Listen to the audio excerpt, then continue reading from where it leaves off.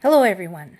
So there's a couple of things happening when it comes to the war in Ukraine outside of the NATO summit, but we know that all of those things are connected, so let's talk about it.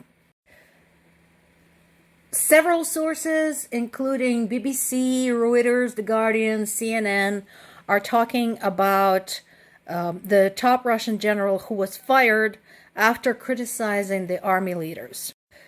The Wall Street Journal article talks specifically about that and other senior military officials who were arrested in the wake of the Wagner coup.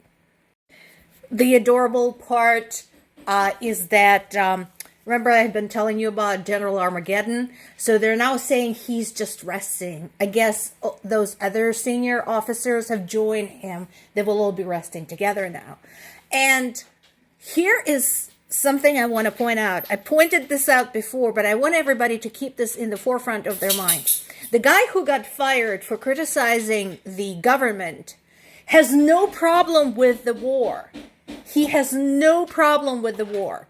He has a problem with not having enough tools provided to him in a timely manner to commit more atrocities against Ukrainian people. So I want everybody to be very clear about this.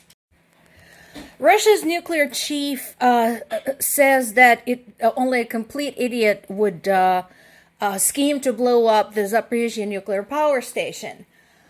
And I want to point out to him that Russia's actions in general over the last couple of years are not known for either their intellectual level or their sanity.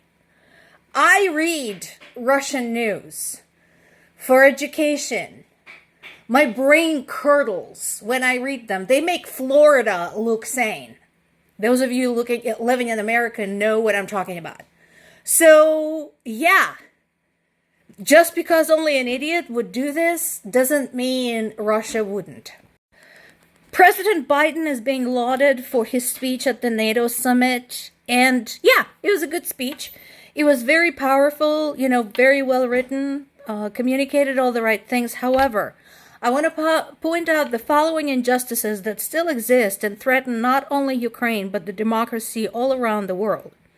Russia is still the member of the UN. It has no right to be the member of the UN. It never went through the application process. It's still the member of the Security Council. Same problem. Hungary is still the NATO member. Turkey is still a NATO member. That's a problem.